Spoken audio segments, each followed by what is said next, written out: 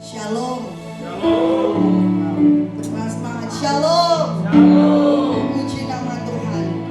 Mazmur 106 ayat 1 mengatakan, bersyukurlah kepada Tuhan sebab Ia baik, bahwasanya untuk selama-lamanya kasih setianya. Amin saudara. Kita bersyukur karena anugerah kita boleh ada di tempat ini.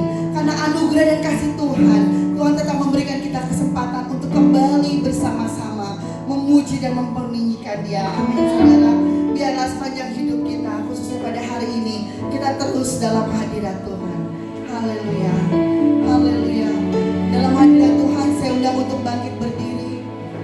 Sebelum kita memulai ibadah kita, marilah kita saat teduh sejenak.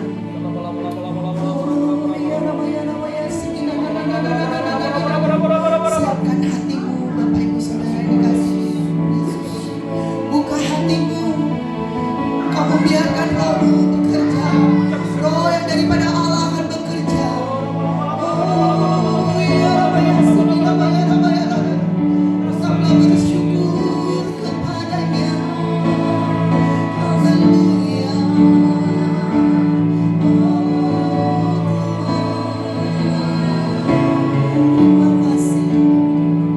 Terima kasih Bapa di dalam surga.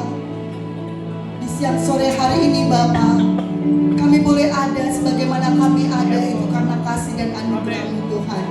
Sekalipun dan apapun yang terjadi dalam hidup kami tetap mau berkata Tuhan Yesus baik.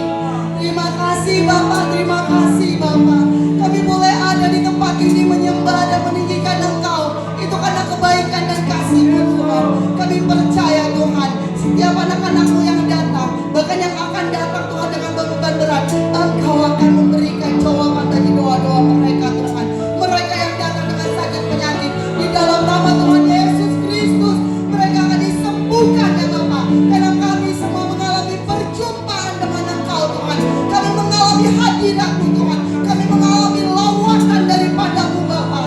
Pengurapan daripada Allah turun bagi kami semua di tempat ini. Kami percaya Tuhan, Roh-Mu yang telah bertata bagi kami di tempat ini Bapak. Dan Roh-Mu juga yang bertata dalam setiap puji-pujian kami, dalam hati kami. Karena kami mau menyenangkan Engkau Bapa. Kami mau meninggikan Engkau Tuhan. Dengan apakah kami dapat membalas segala kebaikan-Mu Bapa, selain menyembah-Mu, meninggikan Engkau, Raja di atas segala raja.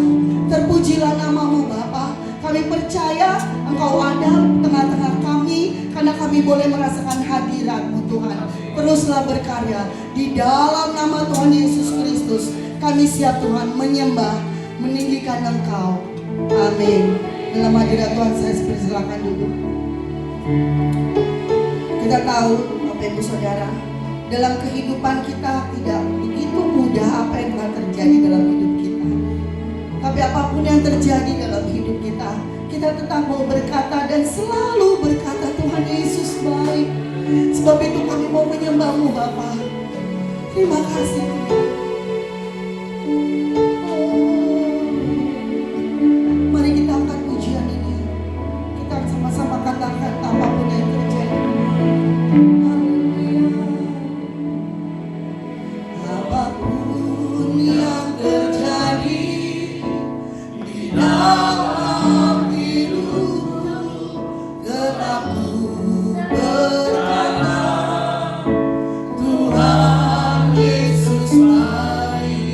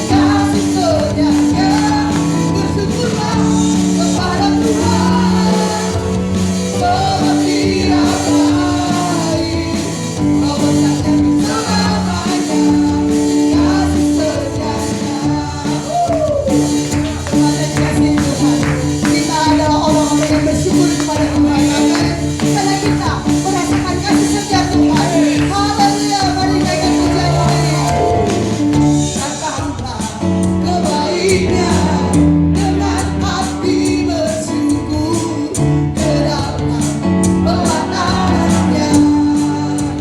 Dengan hati bersuka rasakan dan lihatlah betapa baiknya Tuhan bagi yang berlindung padanya. Akan bersorak, mari bersorak, akan bersorak. Bersyukurlah kepada Tuhan, sebab Dia baik, bahwasanya selamanya kasih setianya. Bersyukurlah kepada Tuhan, sebab Dia baik, bahwasanya selamanya kasih setianya. Bersyukurlah, bersyukurlah kepada Tuhan. Sebab Ia Amin. bahwasanya selamanya. Kasih setianya, bersyukurlah kepada Tuhan, sebab Dia baik, bahwasanya selamanya kasih setianya. Bersyukur kepada Tuhan, katakan, bersyukurlah kepada Tuhan, sebab Dia baik, bahwasanya selamanya kasih setianya. Bersyukurlah kepada Tuhan, sebab Dia baik, bahwasanya selamanya kasih setianya. Bahwasanya selamanya kasih setianya. Bahwasanya selamanya kasih setianya. Bersyukurlah.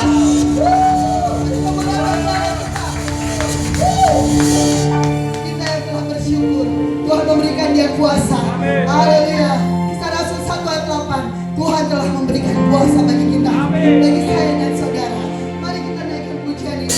Ku diberi kuasa dari Raja Mulia. Kita diberi kuasa untuk menaklukkan dunia, saudara.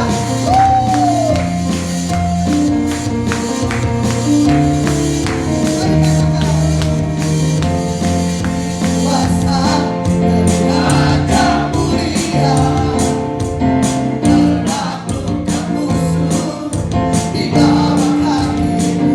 Kami pakai kuasa.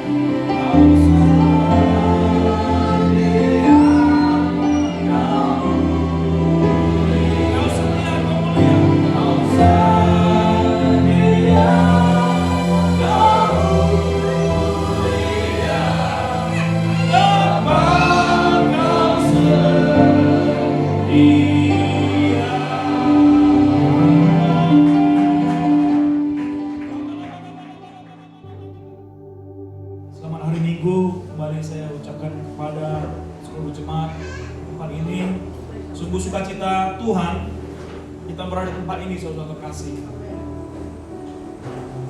Memang tidak gampang untuk mengerti rencana Tuhan di tahun 2021. Masuk ke tahun 2021 secara khusus bagi bangsa Indonesia, begitu banyak hal-hal yang orang berpikir, wow, kita akan lepas, kita akan naik. Tetapi kejadian demi kejadian, minggu demi minggu. Dari minggu pertama, longsor,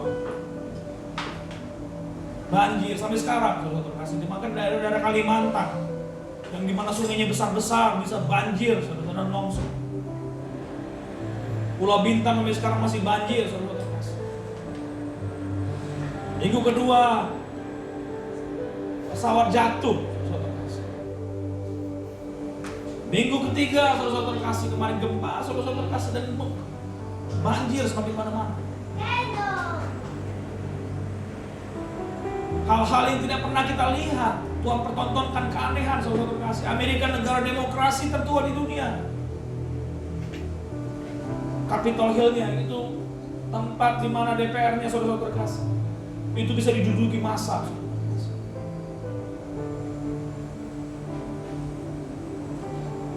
Apalagi saudara terkasih, vaksin katanya saudara-saudara terkasih sudah dicoba. Ternyata saudara terkasih, efikasinya tidak seperti yang digambarkan orang, seperti di lab. Efikasi itu maksudnya adalah tingkat kesembuhannya, saudara terkasih. Bahkan tadi saya baca berita, saudara terkasih, vaksin yang dari Pfizer ya, itu di Norwegia 29 orang meninggal setelah divaksin, saudara terkasih. Jadi bukan kesembuhan tapi mortality, saudara terkasih. Immortality, saudara terkasih. Ada kematian di sana.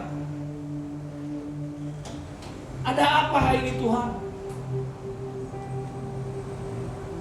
Di tahun 2021 orang berharapan besar. Orang berpikir, inilah tahunnya kami bangkit. Tahun 2021 bagi gereja kita adalah tahun integritas, saudara-saudara terkasih. Dan hari ini integritas yang kita bahas adalah integritas dalam berkat. Wah, integritas dalam berkat. Berkat, saudara-saudara terkasih, kita berbicara tentang berkat, bukan kita berbicara tentang teori kemakmuran. Yang kaya semakin diberkati, yang miskin berarti mereka itu tidak diberkati, tidak berkenan Tuhan kepadanya. Yang kaya itulah yang benar, yang harus diikuti. Bukan, saudara terkasih. Kita hari ini bukan berbicara tentang teori kemakmuran, dan juga kita bukan berbicara tentang teori kemiskinan, saudara-saudara. Berkat yang kita bicarakan bukan berkata, oh, orang suci, orang kudus harus miskin.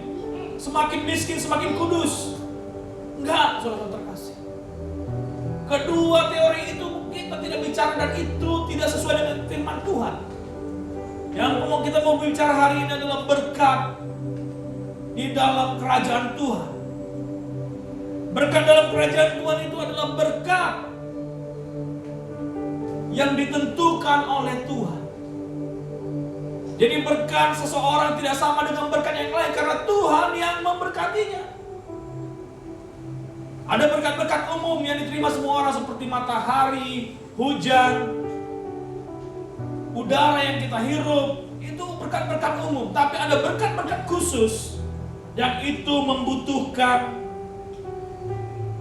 belas kasihan Tuhan. Kita di sini saudara-saudara terkasih karena kita berpikir, karena kita merasakan lebih baik 1 hari di pelataran Tuhan daripada 1000 hari di tempat lain. Kalau tidak, kita tidak perlu di sini, saudara-saudara terkasih. Bagus kita ke coffee shop. Kita bisa putar channel YouTube, kita bisa putar channel Netflix, apapun. Sehingga kita bisa menikmati hiburan. Ngapain kita di sini, saudara-saudara terkasih? Kita ada di sini jujur, saudara-saudara terkasih, karena kita mau bertemu Tuhan. Kita mau menerima berkat Tuhan, saudara-saudara terkasih. Kita ada di tempat ini kenapa? Karena saat ini kita bekerja di negeri ini, saudara-saudara terkasih. Kita nggak berasal dari negara Vietnam. Kita adalah orang-orang Indonesia, diaspora Indonesia yang sekarang berada di Vietnam dan bekerja di Vietnam. Berarti apa, saudara-saudara terkasih? Kita di sini bekerja untuk apa? Untuk mendapatkan uang. Kita bekerja di sini untuk apa? Untuk mendapatkan berkat. Itulah tujuan kita di sini. Terus apakah kita kejar-kejar berkat terus? Ya kita harus kejar berkat, saudara-saudara terkasih. Tetapi berkat itu tidak boleh menyilaukan kita daripada siapa yang memberi berkat kepada kita. Kita yang menerima berkat harus berani berkata, sekalipun pohon ara tidak berbunga, pohon anggur tidak menghasilkan buah, pohon zaitun mengecewakan, dan ladang-ladang yang kita kerjakan tidak menghasilkan apa-apa. Tetapi aku akan bersorak-sorak dalam Tuhan. Itulah berkat di dalam kerajaan Allah. Berkat di mana kita selalu mengucap syukur dalam segala situasi kita. Blessing on blessing, saudara-saudara terkasih. Kenapa ada blessing on blessing? Karena berkat itu akan terus ditambah-tambahkan. Satu takaran yang baik, yang dipadatkan, digoncangkan, dipadatkan, digoncangkan, sehingga semua berkat-berkatnya jatuh sampai keribaan kita. Hari ini kita belajar, saudara-saudara terkasih, bagaimana kita setia dalam berkat, sehingga kita terus diberkati dan diberkati di dalam pengertian kerajaan Tuhan. Blessing on blessing artinya saudara-saudara terkasih, kita tidak pernah melupakan berkat. Berkat yang ada sekarang bukan berarti kita melupakan berkat yang dulu. Walaupun kita sekarang sedih atau susah, kita harus tetap bersyukur karena ada blessing on blessing. Ada berkat masa lalu yang membuat kita bersyukur bahwa Tuhan ada bersama kita dulu, sekarang, dan selamanya. Katakan amin, saudara terkasih. Tahun ini adalah tahun integritas bagi gereja kita.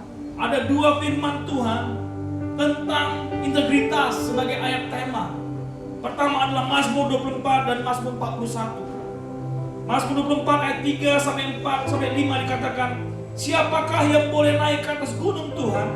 Siapakah yang boleh berdiri di tempatnya yang kudus?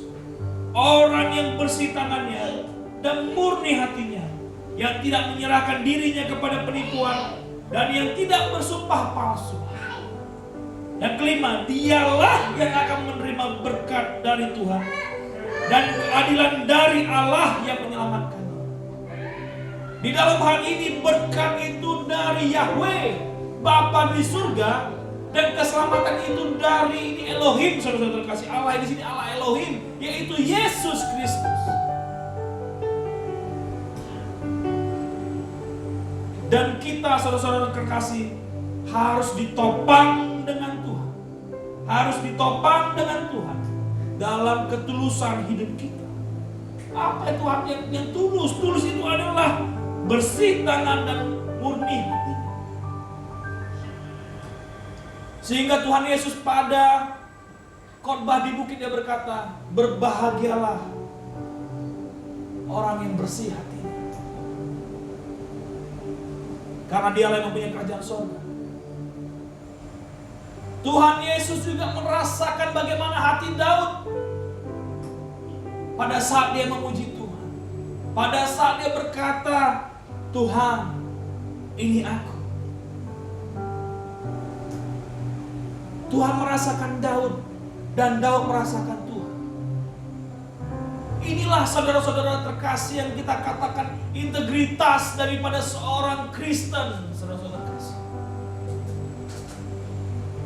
Integritas seorang Kristen, kita mau belajar berkat dari seseorang yang sangat-sangat kaya, yang sebelum dan sesudah dia tidak ada yang lebih kaya dari dia.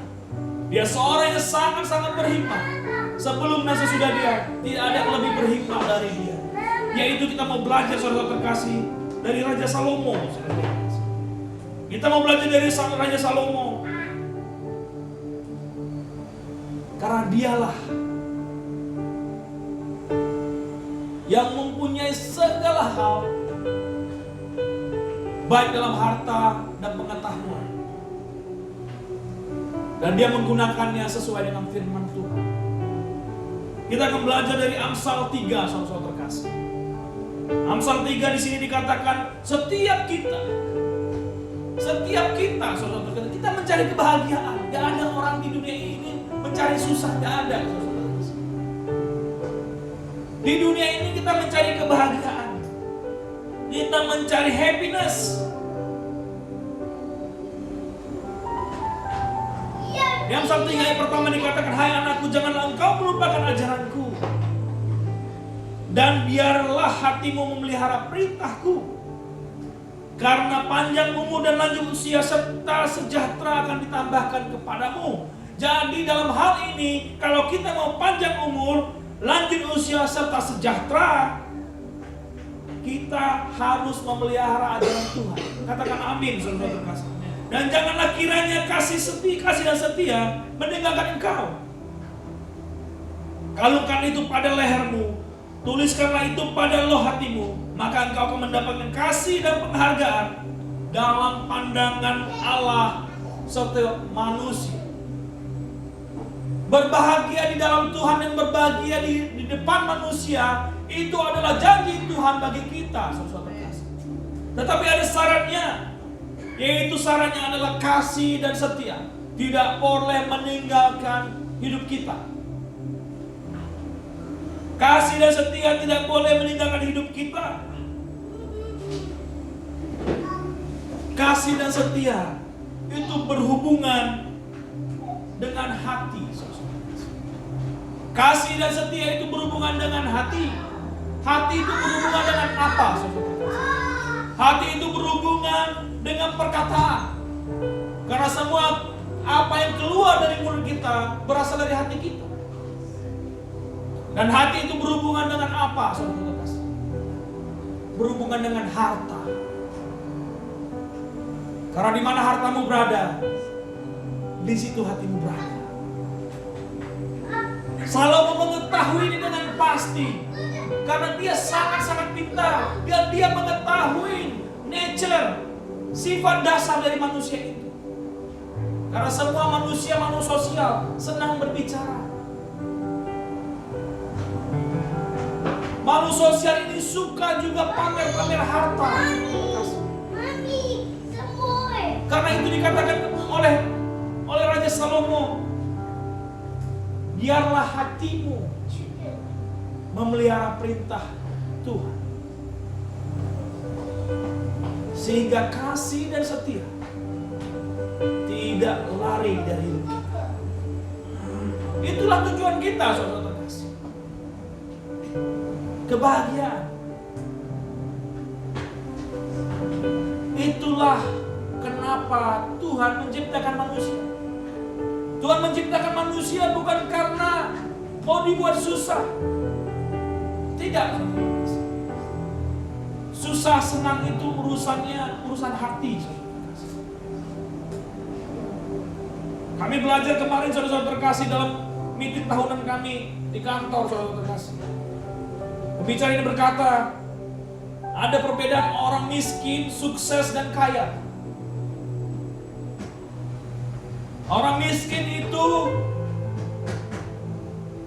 berlaku karena dia tidak berusaha dengan baik. Dan dia selalu punya perasaan dia susah. Ada hati di sana. Orang kaya bisa menjadi garis tangan dan bisa juga urusan hati. Karena ada iri dan dengki. Tetapi orang sukses itu adalah orang yang berkata cukup dalam segala berkat Tuhan di dalamnya. Itu kembali masalah hati, masalah perkataan, saudara-saudara terkasih. Di dalam hal ini, saudara-saudara terkasih, kita mau belajar bagaimana kita bisa menjadi orang yang bahagia di dunia ini dan di surga. Karena janji Tuhan adalah kebahagiaan, kita harus kebahagiaan di hadapan Tuhan dan di hadapan manusia. Pertama, saudara terkasih, kita harus bergantung kepada Tuhan. Kalau seorang manusia mau dia sukses di depan Tuhan dan manusia, pertama dia harus mengaku Tuhan dan bergantung kepada Tuhan, saudara-saudara. Amsal 3:5 dikatakan, percayalah kepada Tuhan dengan segenap hatimu dan janganlah bersandar kepada pengertianmu sendiri. Janganlah kita seperti orang kaya yang bodoh. Oh, aku punya harta, aku akan bangun lumbung-lumbung yang baru sehingga hatiku bisa berkata, tenanglah engkau karena semuanya telah terpenuhi. Apa gunanya harta kita jika pada saat besok atau beberapa menit lagi kita akan meninggal?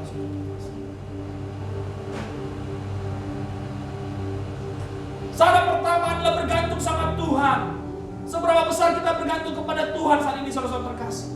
Apakah kita melihat Tuhan itu hanya sebagai pelengkap? Apakah kita melihat Tuhan itu sebagai sesuatu yang kadang perlu, kadang enggak? Atau kita melihat Tuhan itu sebagai sesuatu yang dongeng, saudara-saudara terkasih? Paham ateis dan gnostik, mereka melihat Tuhan itu sebagai sesuatu yang tidak perlu dipercaya. Itu adalah kisah zaman dulu. Apakah kita seperti itu? Apakah kita melihat Tuhan itu hanya seperti ATM, saudara-saudara terkasih? Yang kita pada saat kita mau datang kita ambil uang, ya itu Tuhan. Kalau dia nggak kasih ATM, nggak keluarin uang, berarti dia bukan Tuhan. Bergantunglah sama Tuhan, saudara terkasih. Akukan Dia dalam kehidupan kita. Jika saat ini pemikiran kita, kejadian yang ada dalam hidup kita tidak sesuai dengan perjalanan atau rencana-rencana kita, bersandarlah kepada Tuhan, percayalah kepadanya.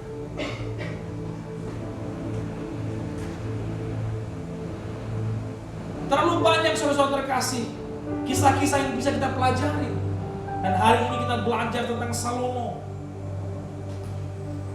Dia bisa minta apa saja saudara terkasih, tetapi dia minta hikmah daripada Tuhan. Dan Tuhan tambah-tambahkan apa yang diperlukan dia, dan bahkan melebihi dari siapapun di muka bumi ini sebelum dan sesudah. Itulah Salomo. Dia bergantung kepada Tuhan.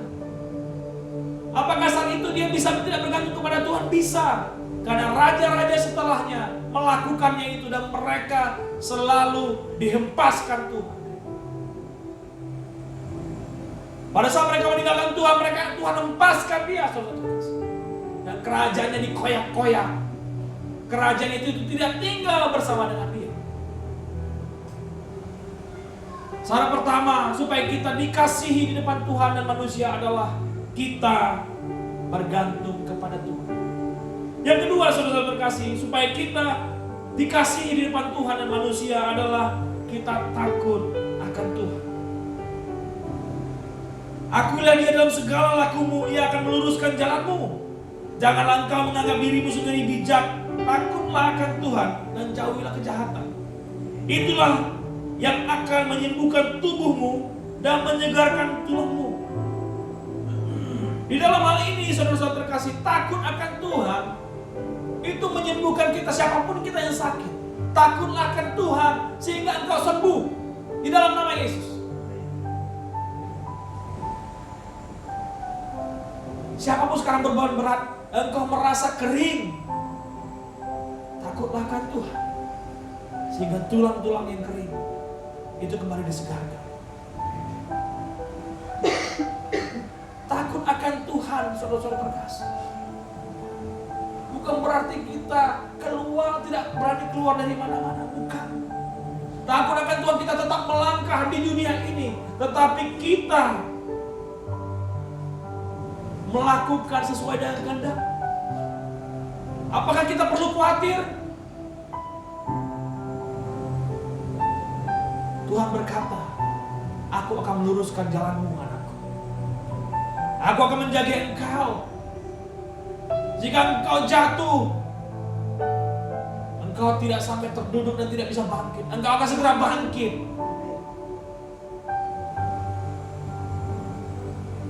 Takutlah akan Tuhan, saudara-saudara terkasih. Karena takut akan Tuhan, di situ ada sumber hikmat dan pengetahuan. Sehingga kita bisa menjadi bijak, sehingga kita bisa berani melakukan hal-hal yang lebih lagi daripada yang sebelumnya. Takut akan Tuhan akan memberikan kita kekuatan yang baru dalam menghadapi setiap masalah-masalah kita. Takut akan Tuhan akan memberikan kekuatan yang baru untuk melangkah ke hal-hal yang luar biasa. Apakah setelah itu masalah selesai? Tidak, saudara-saudara terkasih. Tapi kita dimampukan untuk melewati masalah demi masalah dan meraih kemenangan demi kemenangan. Katakan amin. Dalam hal ini, saudara-saudara terkasih, kemenangan itu pasti. Kemenangan itu pasti. Jika engkau belum meraihnya, itu adalah waktu yang sementara. Karena Paulus berkata, hidup bagiku adalah Kristus dan mati adalah keuntungan. Jadi apa, saudara terkasih? Mau kita hidup, mau kita mati, kita pasti berkemenangan. Katakan amin, saudara terkasih. Yang ketiga, saudara terkasih, karena kita berkemenangan, pasti kita menjarah. pasti kita mengambil harta, pasti kita akan mempunyai harta, mempunyai milik, saudara-saudara terkasih. Di dalam hal ini kita pun harus memuliakan Tuhan akan harta kita. Kita pun harus memuliakan Tuhan dengan harta kita. Saudara-saudara terkasih, di gereja kita biasanya, saudara terkasih, bulan pertama kita diingatkan masalah keuangan, saudara terkasih. Karena keuangan adalah kunci bagi kita. Ingat, keuangan berhubungan dengan hati. Hati merupakan sumber takut akan Tuhan. Dan sumber takut akan Tuhan adalah awal hikmah dan pengetahuan. Dalam hal ini Amsal 3 ayat 9-10, muliakanlah Tuhan dengan hartamu dan dengan hasil pertama dari segala penghasilan, maka lumbung-lumbungmu akan diisi penuh sampai melimpah-limpah, dan bejana pemerahanmu akan meluap dengan air buah anggurnya. Saudara-saudara terkasih, persepuluhan buah sulung itu perintah Tuhan, saudara-saudara terkasih. Persepuluhan dan buah sulung itu perintah Tuhan. Karena apa, saudara-saudara terkasih? Karena tugas kita untuk memberikan anak kita, memberikan apapun yang kita punya yang pertama kepada Tuhan, itu telah digantikan, saudara-saudara terkasih. Telah digantikan, dan Tuhan membuat itu sangat simpel. Orang-orang Israel pada zamannya, anak-anak yang sulung itu untuk Tuhan. Anak-anak yang sulung itu untuk Tuhan. Binatang-binatang yang sulung itu untuk Tuhan. Dan Tuhan itu mengetahui bahwa manusia ini akan bermultiplikasi.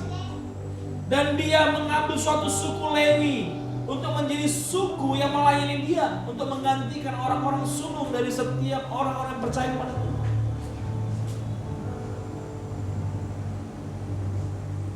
Di dalam hal ini, saudara-saudara terkasih, Tuhan berkata, Tuhan berfirman waktu di bangsa Israel keluar dari tanah Mesir untuk memberikan 1/10 dari apapun yang mereka punya kepada Tuhan, dan memberikannya dari yang sulung dan tidak bercacat celah, saudara terkasih. Itulah Tuhan Yesus. Itulah Tuhan Yesus yang menebus kita sehingga kita terbebas dari penghukuman dosa, saudara terkasih. Banyak orang kaya yang merasa kekayaannya berasal dari kekuasaan dan kekuatannya sendiri, saudara terkasih. Di Ulangan 8 ayat 17. Dan dia hidupnya melekat kepada harta dan kekuasaannya itu. Dan dia bisa berkata, akulah yang melakukannya ini semua. Akulah yang mendapatkannya. Aku bekerja keras, aku berpikir keras, aku sekolah sampai S2, S1, S2, S3, S4, S lilin, S berapa lagi, saudara terkasih. Semua S. Kecuali S yang ada di kulkas. Dia bilang dia itu semua dia punya. Itu usaha dia. Semakin dia kaya, semakin harta dia melekat hartanya di sana. Bagi orang Kristen, anak-anak Tuhan, orang-orang yang beriman kepada Tuhan, semakin diberkati, semakin harusnya kita semakin menghormati dan memberkati Tuhan. Habel mempersembahkan persembahan sulungnya. Itu bukan masalah mempersembahkan daripada hewan atau mempersembahkan daripada tanam-tanaman, bukan, saudara-saudara kasih. Tetapi hati Habel menyerahkan bagian yang sulung, bagian yang terbaik yang tidak bercacat kepada Tuhan. Dan ada berkat Tuhan kepadanya. Apa berkat Tuhan? Bukan dibunuh dia. Kok orang memberkati Tuhan tapi dibunuh? Ada berkat Tuhan di sana, saudara kasih. Bahkan pada saat dia mati pun, darahnya, rohnya masih bisa berbicara. Itu berkat Tuhan, saudara kasih. Orang bilang, oh dia kalah, dia dibunuh. Apa berkat Tuhan? Kok berkat Tuhan malah dibunuh? Logikanya di mana? Kok yang menyelamatkan manusia seperti Yesus dibunuh? Logikanya di mana? Berkat Tuhan, saudara terkasih, adalah kalaupun dia mati, walaupun kita mati, pada saat kita diberkati, ada janji Tuhan bahwa kita dikumpulkan bersama Yesus dan akan dibangkitkan pertama pada saat Tuhan Yesus datang kedua kalinya di dunia ini. Itulah saudara-saudara terkasih, kita harus memberkati dan menghormati Tuhan dalam setiap harta kita. Give God what's right, not what's left. Berikan kepada Tuhan apa menjadi haknya Tuhan, bukan sisa-sisa, saudara terkasih. Anak Harun, dia mengambil saudara-saudara berkat yang terbaik dari Tuhan dan dia dibunuh.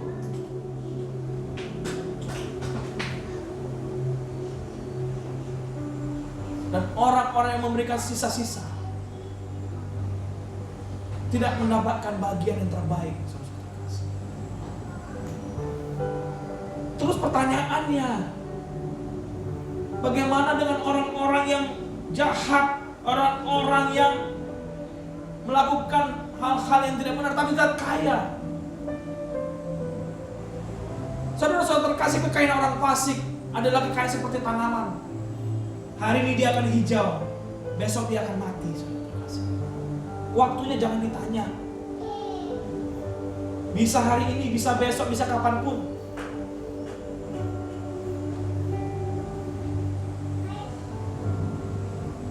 Saya hanya mau cerita saudara terkasih, ini mungkin satu cerita udah pernah di sesi sebelumnya.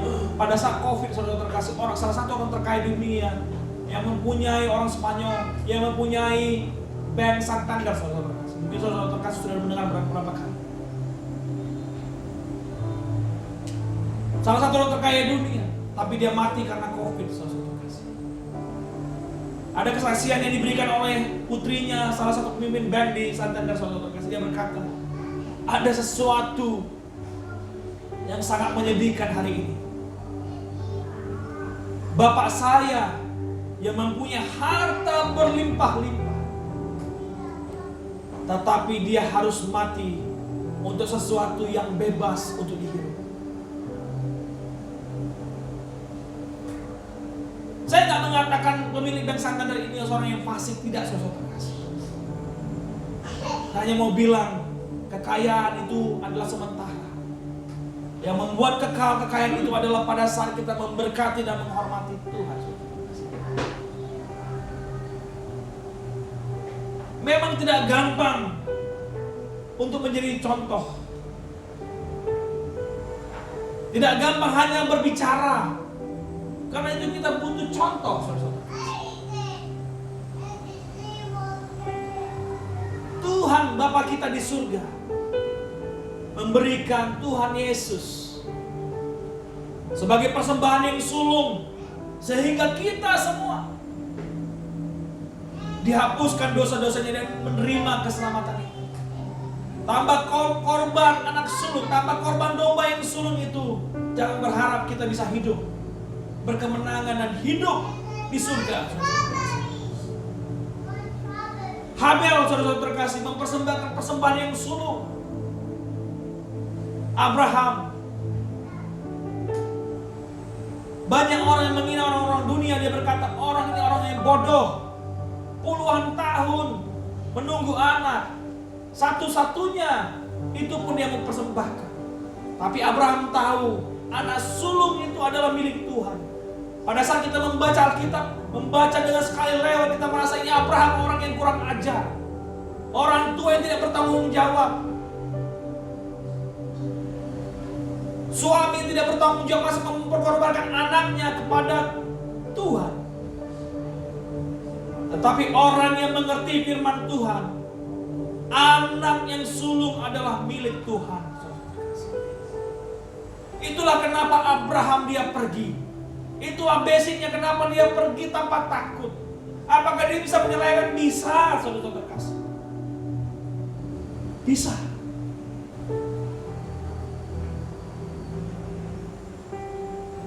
Janda di Sarfat mempersembahkan apa yang terbaik, tepung dan minyak. Tinggal itu, saudara terkasih, dan dia akan mati. Dan dia menyerahkan itu kepada Nabi Elia, saudara terkasih. Apakah hidupnya nyaman? Yes, 3,5 tahun gak ada kelaparan, saudara terkasih. Berlimpah-limpah. Apakah gak ada masalah? Ada masalah, anaknya mati. Apakah selalu memberkati Tuhan kita hidupnya enak-enak? Ya enggak juga, saudara terkasih. Mau enak ya tetap. Tuhan ada berkat-berkatnya untuk kita. Tetapi ada proses, ada circumstances, ada dinamika di sana. Anaknya mati. Tetapi dia tahu menjerit kepada siapa? Tuhan. Dia berkata, apakah kau datang ke sini Nabi Elia hanya untuk membunuh anakku dan telah memberi kehidupan kepada kami? Dan Tuhan menjawab dan menghidupkan anaknya. Kita pun sama. Jika saat ini kita diberkati dan masih merasa ada masalah-masalah kecil, doakan, Tuhan, Kau telah berkati aku. Hidupkan yang mati, Tuhan. Berkati anakku sehingga anakku bisa sekolah lebih tinggi lagi. Dan Raja Salomo mempersembahkan korban bakaran bagi Tuhan di atas mezbah Tuhan, sesuai yang diperintahkan oleh Musa. Apakah dia memberikan hanya 1/10 saja? Tidak, saudara terkasih. Dia memberikan korban dalam kelimpahan di hari-hari Sabat, di bulan-bulan yang baru, di awal bulan-bulan yang baru, di awal bulan tahun-tahun yang baru. 3 kali setahun pada hari raya dia mempersembahkan hal-hal yang khusus. Pada hari raya roti tidak beragi, pada hari raya 7 minggu, dan pada hari raya pondok daun. Itulah Salomo. Jadi kita punya contoh orang yang diberkati. Kenapa kita tidak mau menirunya? Oh, aku mau memberkati, tapi aku masih bermasalah. Don't worry, saudara terkasih, jangan khawatir. Apakah setelah nanti aku memberikan buah sulungku aku tidak mempunyai masalah? Tetap ada masalah. Tetapi ada Tuhan di sana untukmu.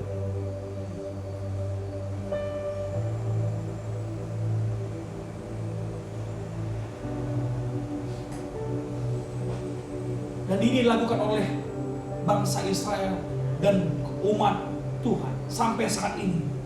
Pertanyaannya, kita di sini, jemaat Tuhan, umat Tuhan yang terkasih, kapan kita harus melakukannya? Kapan kita memberikan persembahan sulung kita? Kapan kita memberikan persepuluhan kita? Kita di sini bukan untuk menghitung Tuhan, saudara kasih. Tuhan memberkati kita bukan untuk Tuhan berutang sama kita. Kita di sini karena kita memberi, saudara kasih. Kita di level pemberi. Kita sesama pemberi. Pada saat kita memberi, pada saat itu juga Tuhan memberkati kita. Katakan amin, saudara. Cuma Tuhan, aku mau mengharapkan sekarang. Kata Tuhan langsung dari surga. Emang gua kartu ATM apa? Enggak, saudara terkasih. Tuhan bekerja di sana. Dia akan memberikan kepada kita apa yang tidak pernah kita lihat, tidak pernah kita dengar, dan tidak pernah timbul dalam hati kita. Itu yang disediakannya bagi kita. Hidup berkelimpahan, saudara terkasih. Nehemia seorang gubernur yang dahsyat. Dia tahu pada saat dia membangun tembok Yerusalem, pada saat itulah dia memberikan buah sulung dari segala hasil bangsa Israel. Karena dia tahu jika bukan Tuhan yang mengawal kota, sia-sialah orang yang menjaganya. Karena pada saat itu bangsa Israel masih dikepung sama bangsa-bangsa sekitarnya. Dia hanya diberi kesempatan untuk membangun tembok. Jadi tembok itu bisa saja dikalahkan, saudara terkasih, dengan Sikon. Karena itu dia percaya hanya dengan persembahan sulunglah kota itu bisa diselamatkan. Dengan persembahan sulunglah mereka akan dalam kelimpahan. Dengan persembahan sulunglah Tuhan ada di sana. Katakan amin, saudara terkasih.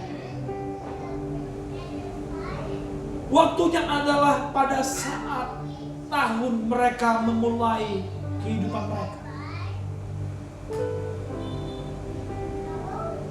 Apa berkat yang kita terima? Berkat yang kita terima adalah lumbung-lumbung kita akan diisi penuh sampai melimpah-limpah, dan bejana pemerahan akan meluap dengan air buah anggur. Itulah janji Tuhan. Berkat dan kelimpahan. Berkat dalam rumah tangga. Ezekiel 44 ayat 30. Yang terbaik dari apapun itu akan diberikan kepada kita semua, kepada orang yang ada di rumah tersebut. Jadi ada berkat rumah tangga di sana, ada berkat untuk kehidupan yang lebih baik lagi, yaitu Tuhan akan memberikan penambahan. Engkau akan diangkat, dipromosikan, saudara terkasih. Ada pertambahan wilayah. Engkau akan semakin perkasa di dalam Tuhan. Bisnismu semakin besar, pekerjaanmu akan mendapatkan promosi, otoritasmu semakin tinggi. Dan tentu saja di sana ada berkat-berkat. Dan yang keempat, saudara-saudara terkasih, itu menunjukkan harta kita hanya ada dua. Satu, what we need and what we want.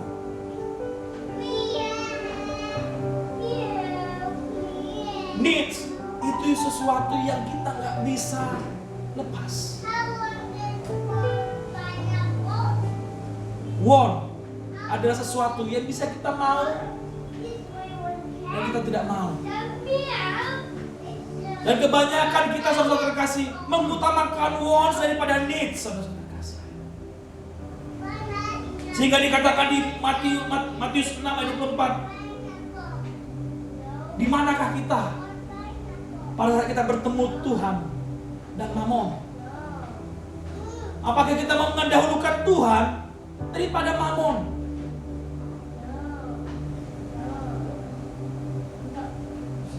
Mamon itu adalah segala sesuatu yang kita senangin. Bisa saja kita senangin, kita mau beli sesuatu, mau beli tas, mau beli baju, mau beli yang luxurious. That's our Mamon. Bisa juga hobi kita. Bisa apapun yang membuat hati kita enak. Tetapi needs, bagaimana kita bergantung kepada Tuhan? Caranya bagaimana, saudara-saudara? Cara-cara kita bagaimana dalam memberikan persepuluhan atau persembahan buah sulung kita? Ada 2P dan 2F. Pray, prepare, focus, and faithful. Pertama kita harus berdoa, sehingga dalam doa kita itu kita taruh komitmen kita. Yang kedua, saudara terkasih, kita harus mempersiapkan, prepare. Dan setelah itu, saudara terkasih, kita fokus. Pada saat kita mempersiapkan, kita fokus bahwa ini adalah untuk Tuhan. Yang keempat, kita harus beriman bahwa Tuhan akan memelihara kita sampai kita dipanggilnya. Tuhan akan memelihara kita sampai rumah kita siap di surga.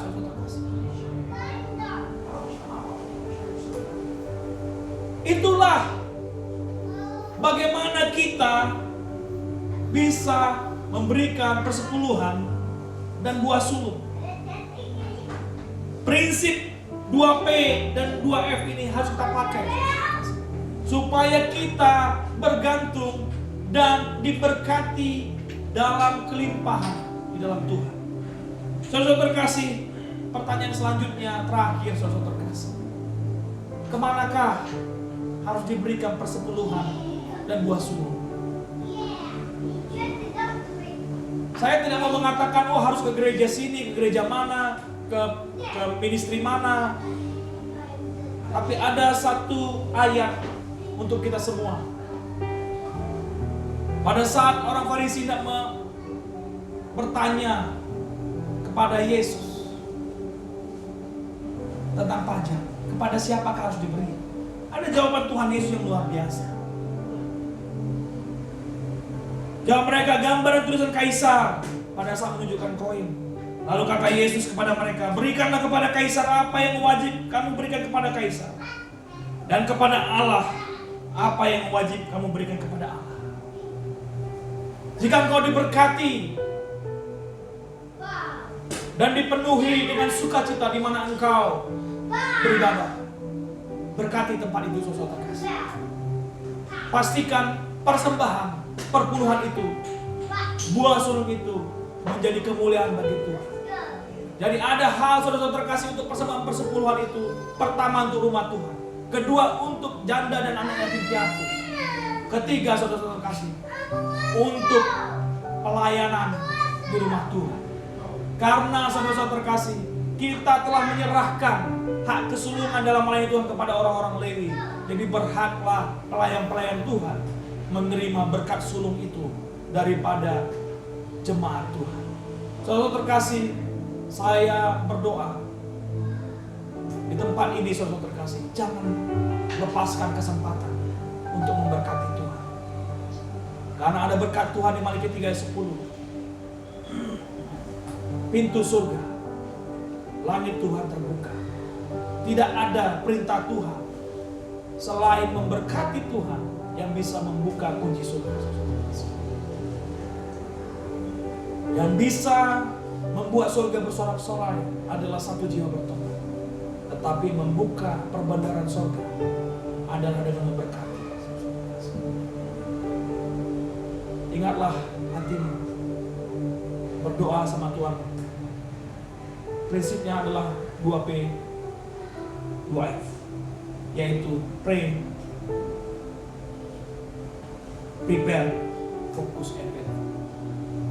Biarlah kita semua saudara terkasih di tahun yang baru, apapun situasi kita, Tuhan setia. Jika saat ini kita sedang mengalami suatu proses, ingatlah Tuhan setia. Dia tidak akan pernah melupakan anak-anaknya. Janda Sarfat juga mengalami kesusahan. Janda miskin yang memberikan 2 peser juga mengalami kesusahan. Tapi pada saat Tuhan melihat hati,